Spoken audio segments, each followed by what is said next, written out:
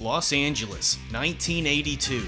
The metal scene is about to blow up, and for the first time since Van Halen, major studio labels are signing LA hard rock bands like Motley Crue, Quiet Riot, Dokken, Sound Barrier.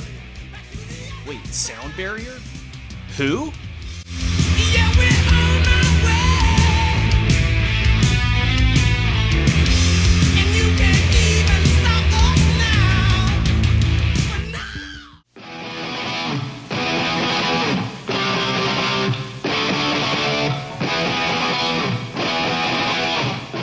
Notable for the original lineup having all African American members, Sound Barrier was formed in 1980 by vocalist Bernie Kay and guitarist Spacey T.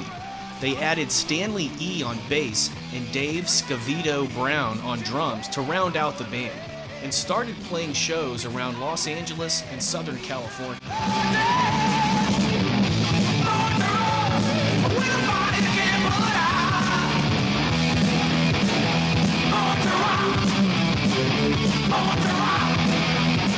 Despite being one of the first LA bands signed to a major record label during the Los Angeles heavy metal explosion, along with other bands that have since become synonymous with LA heavy metal, this is a band you almost never hear about.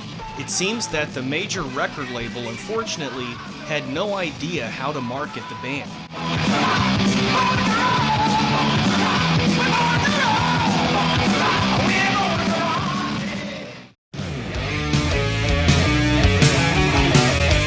Signed by MCA Records in 1982, Sound Barrier would release their first album, Total Control, in 1983.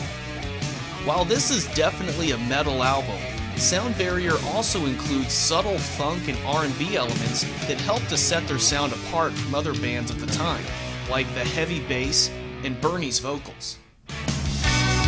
Taking full command, you must get to that. Broken all the strings that were once attached. We got total control of our lives. Total control. Yet they also fit right into the LA metal scene with hooky melodic tracks and killer solos from Spacey T.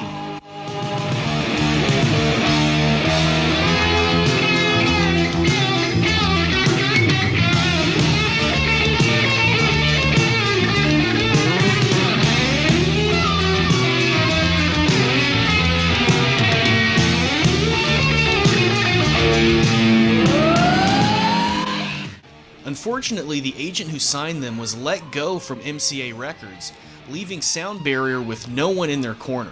We literally sat in an MCA meeting with marketing people, and they kept wondering, how can we market these guys? And we're sitting there going like, a rock band. As a rock band. If the record label had been fully behind the band, I honestly believe Total Control would have been a much, much bigger hit, and could also have exposed more people to heavy metal.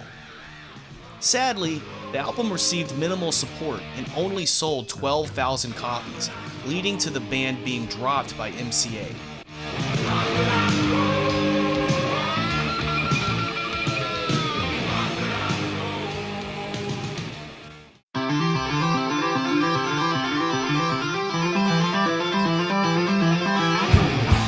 In 1984, Sound Barrier produced a self-released EP called Born to Rock. They seem to drop the funk and R&B elements here, going full-on metal, which is fine since it's still awesome, but it is unfortunate that they didn't have the opportunity to explore the funk metal fusion a bit more. My heart has been good, though my life has been strange. But I must rest assured that I will find the cure of my raging heart. Stanley E would leave the band in 1986 to be replaced by bassist Emo Leck for their second album, Speed of Light, released by Metal Blade Records. Speed of light, speed of light, speed of light, always on my mind. Speed of light, speed of light. This album has a lot of Iron Maiden and European metal vibes to it, partly due to the Romanian-born Imolec.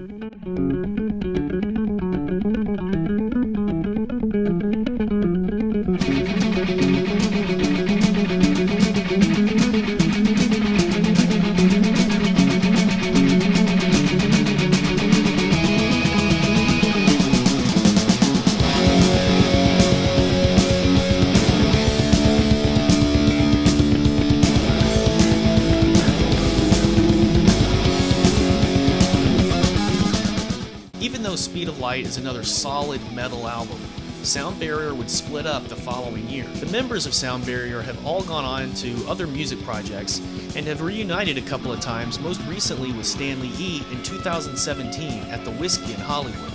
Sadly, this was without drummer Dave Brown, who had passed away in 2013. He was replaced by Eric Valentine. Thing was, everybody knew beyond being black, we were playing.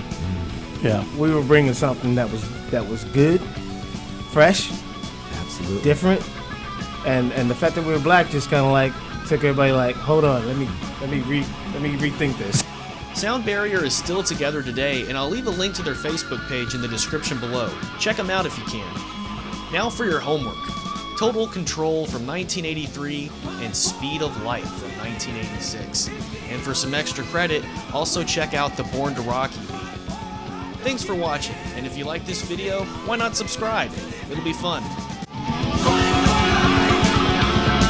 Walking